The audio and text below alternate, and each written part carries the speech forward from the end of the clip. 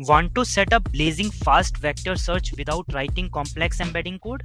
In this tutorial, I'll show you how to create your Pinecone account, set up an index, connect it to Pinecone's hosted Llama embedding model, and integrate it with Python to upload your text all in one smooth walk. So let's get started by creating a new folder, and I can name this folder as Pinecone demo maybe. Okay, so why do I need this folder? Because so the way we are going to take it up is, first of all, we will create a new account on Pinecone, and then we will try to create an index from the Pinecone website.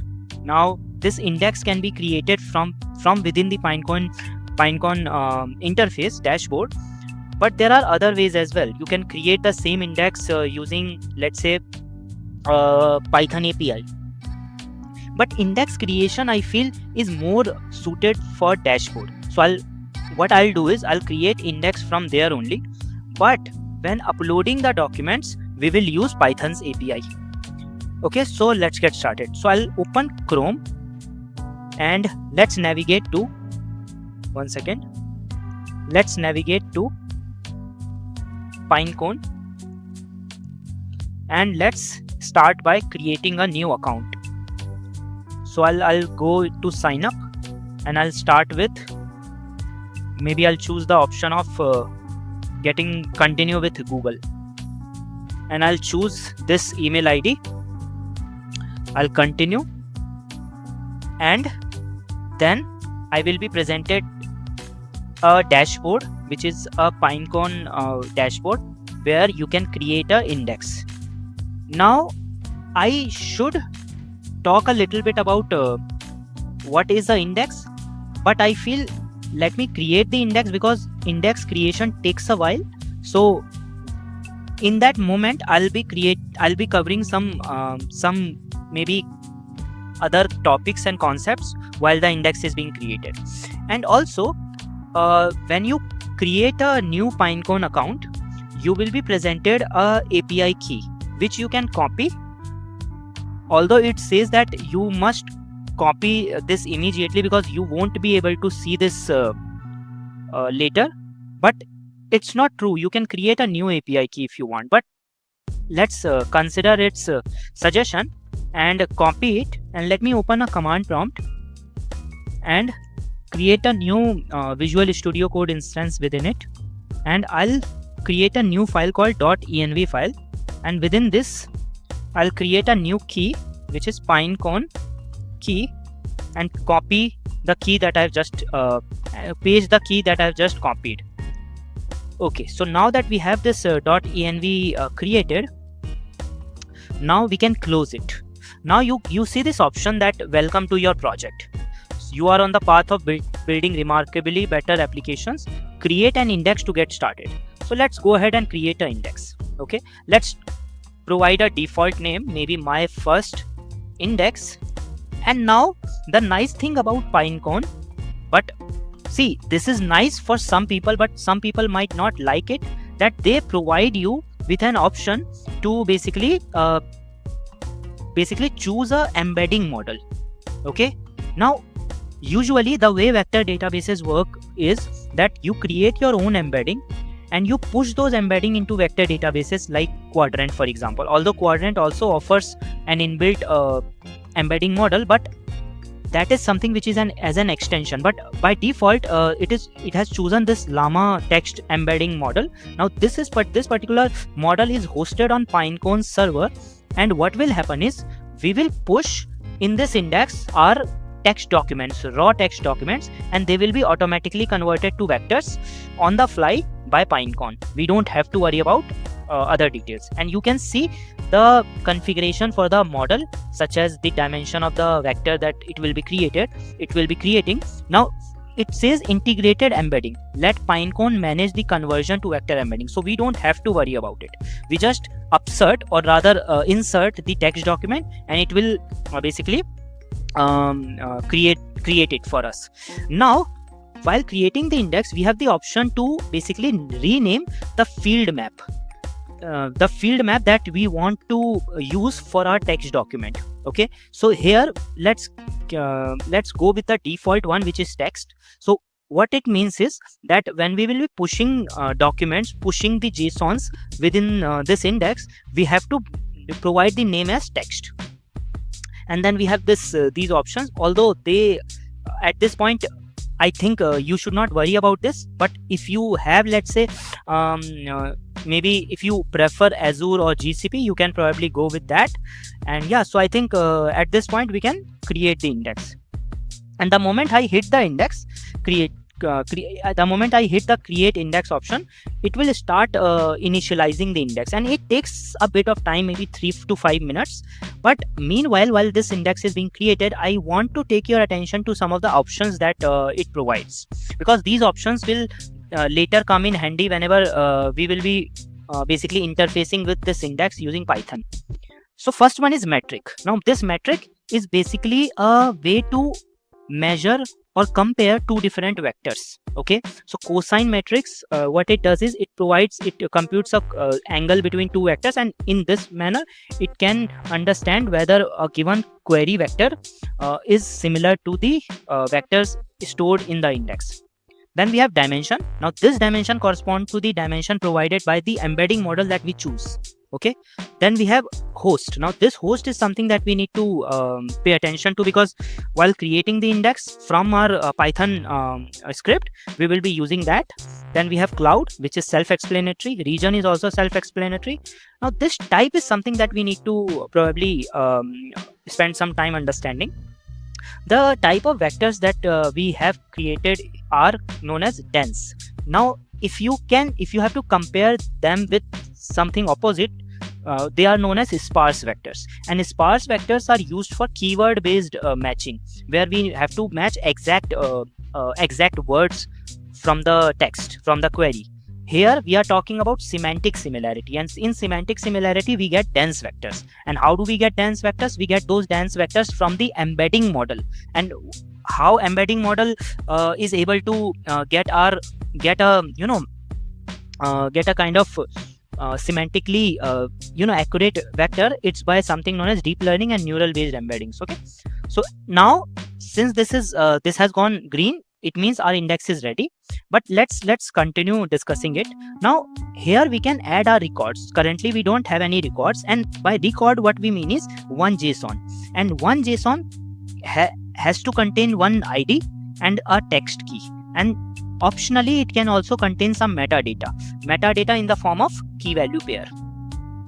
All right, so when we can also talk about metrics means how this particular index, so this index might be hosted somewhere, so it's hosted here, how it is functioning. And then we have to understand namespaces. See, namespaces is really important. Namespaces allow you to think about a partitioning of the index. Now why partitioning of the index might be important? So for example, if you have a use case where you are dealing with billions or millions of vectors, in that case you might want a given user. So for example, if a user makes a semantic search query, you don't want them to basically search through your entire billion collection of vectors. You want them to only maybe search through a subset of those vectors, and that's where namespaces comes in. And as we will see later, when we create a Python script, we actually insert our records in a namespace. Okay, so yeah, so I think that would be it. But I feel before even talking about anything else, I need to cover a little bit about index. What exactly is index? Okay, now I can cover this in maybe much more detail in some later video, but at a very high level, what index is doing is, and index is a very popular term within a database field.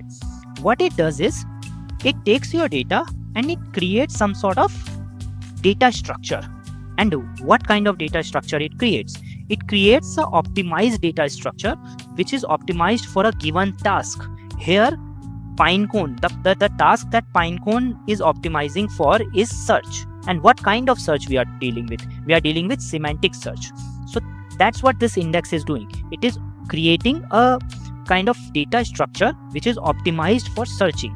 Now in relational databases also, we have the concept of indexes, but there the search happens on a column and the search is usually exact. Even there as well, we can create and assign a given column as an index. So what I mean by that is we can create within the SQL also, within relational databases also, a concept of index. Okay, now let's move on to the second part of the video, and that is actually interfacing and basically and inserting some documents. So what I'll do is I'll create a new script, or maybe interface with Pinecone. Now to interface with Pinecone, we need a couple of packages, and before we even do that, let's create a virtual environment. Okay, and when this virtual environment would be created, we would be loading our keys from .env using the .env package, python.env. So we will use this function called load.env. So since this is created, let's meanwhile activate the an environment, and let's install a couple of packages. So first of all, I need to install a Pinecone SDK, that is software development kit, and I need to install python.env, and I feel that would be it for now. Let's install these two, and let's come back to the script. So after I load this .env, what will happen is, so these packages are being installed. What will happen is it will load all the variables which are defined in .env. It will find a .env file and it will load it. Now to extract the exact key, I need OS, and I will create a new variable like OS, like key is equal to os.getEnv, and I'll provide the key that I have used here, Pinecone key, and I'll paste it right here. Now I have key available here. Now what I can do is I can create a Pinecone client. Maybe I can define it as client, and to do that I need to, let's see if installations are completed. So what I can do is I can do from Pinecone import Pinecone, and now we can use this class, and it takes a API key argument, and we can pass the key. Now this basically connects with my user account of Pinecone, but currently it does not know which index I am dealing with. So now I'll create a new index. See, alternatively you could have created index also from this script, but since we have created the index using the dashboard, now we already have the index. We just need to create an index so that we can insert records into it. So what I'll do is I'll do something like client.index. Now this index has to take a host argument. Now you can also pass name of the index, but I like to do it with host because it is much more you can say professional and production ready. So I'll copy this, and you can remove this HTTPS. You don't need these here. So now I have successfully basically connected with my index. So what I can do now, I can take my index and I can call a method called upsert records. Now this upsert records will take two arguments. First is the namespace. The second would be actual records. Now this records would be a list. It would be a list of, you can say, dictionaries, and these list of dictionaries has to have a ID attribute and a text attribute. Now this text, remember, while creating the index we told it to keep it as text. So let's try to maybe create some random text for now, just to see that if it is working. Now first argument is something known as namespace. So for example, my first namespace is maybe I'm building this semantic search for, let's say my HR team. So I can create a namespace for HR. Okay, so now my first text could be something like leave policy states that you can't take leave more than 3 days. Okay, casual leave, the second document would be casual leave and sick leave cannot cannot exceed more than 7 days. So I'm just doing some random stuff here. So ID 1 or maybe policy 1, okay, policy 2. Okay, so I've created these two documents. Now I have created this HR. Now I can also create a metadata. Now why metadata might be important? Because later you might be interested in maybe extending the search functionality by doing some sort of metadata filtering, or what is known as hybrid search, where you combine semantic search with the exact keyword search. In that case, you might have a key called category maybe, but you are not limited to keeping it as category. You can you can create it anything that you want. You can create any key that you want. Okay, so now I can pass category here as well. Now what we can do is I can insert this document. Now here this text is important. Now let's run this script.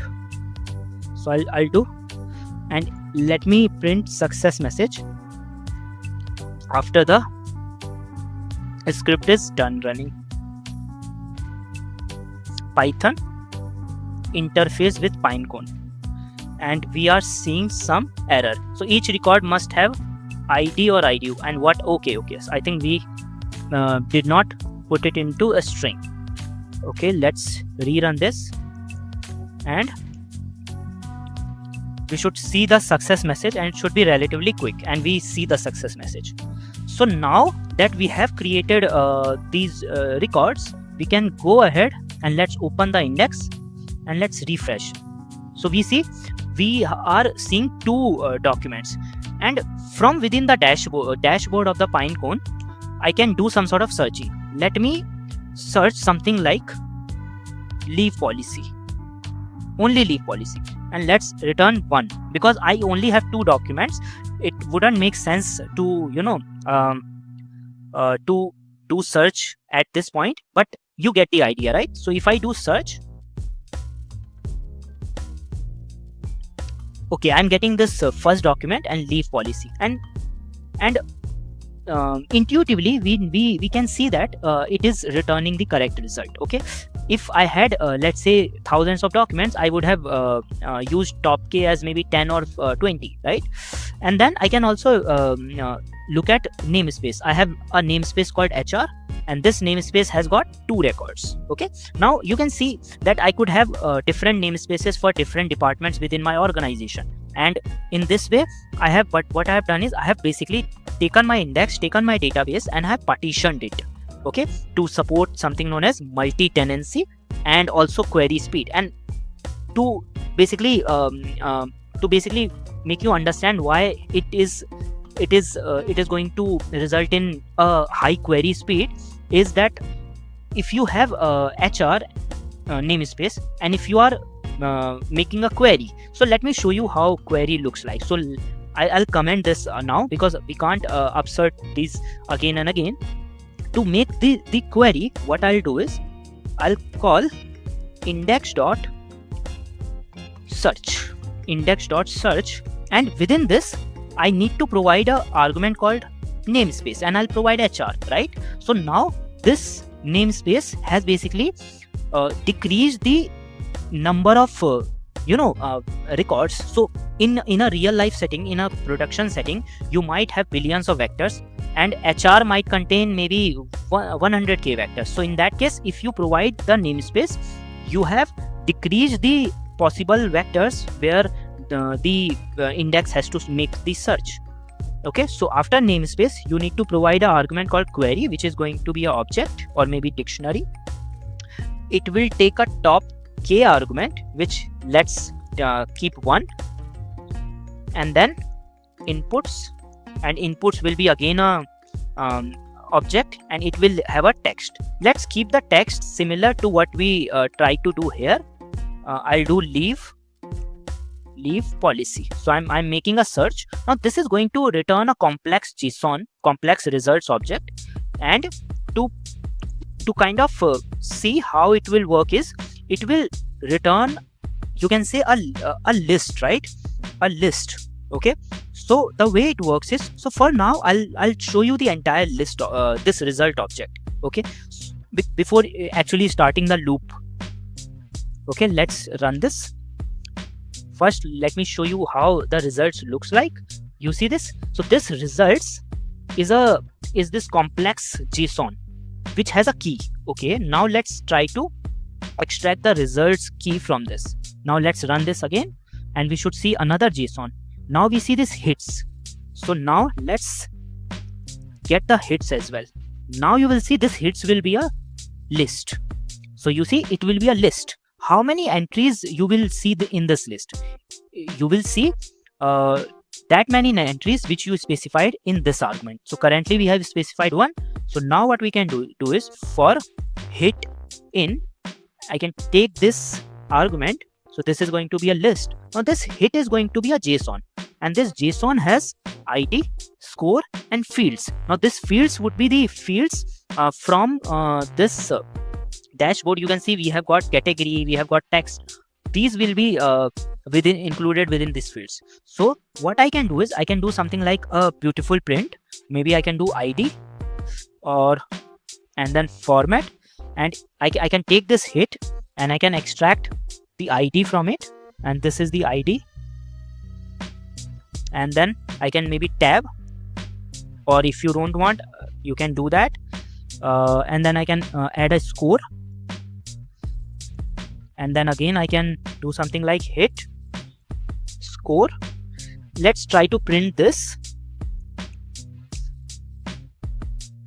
So one second, hit score. Why it is okay? Because score is having an underscore before it. So you see this ID is policy1 score, but it doesn't look right. We should also have the actual text. So the way we will do is, we will add a text, and we will have hit and fields, because actual text is inside the fields and then text. And we might also print maybe category. Okay, but for now let's go with this and finally run this. So you see policy1, score, and text. So what does that mean? That means when I search for this query, I'm getting this result, and I can comment out this to finally show you the final output. The final output is this. So this is how we can do the searching once we have inserted the records in our database. Okay, I hope it makes sense.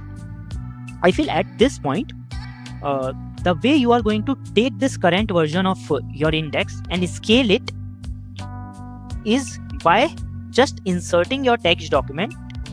And also one more thing that I feel I can discuss here is that when you currently I have just inserted 2 records, okay, and the index creation you did not feel any lag. And when will you feel lag? You will feel lag in index searching, because when you insert documents in large numbers, there will be a delay. You won't be able to search the index immediately.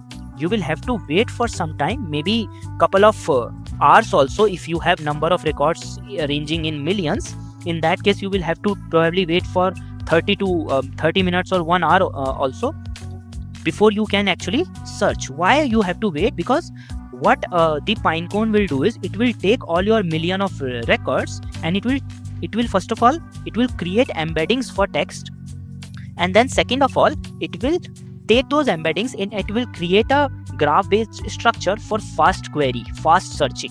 And the exact technique that it uses is something known as HNSW. Now this is an algorithm to take very high dimensional vectors and create a data structure which is very optimized for searching, fast searching. Okay, I hope I was able to make this concept pretty clear.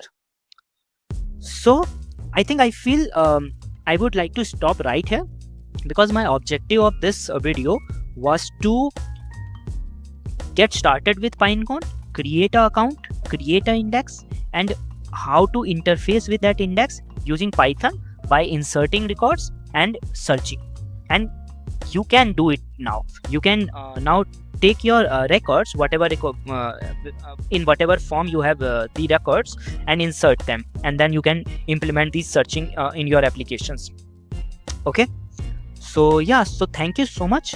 Do let me know if you want me to cover any of this topic in much more detail.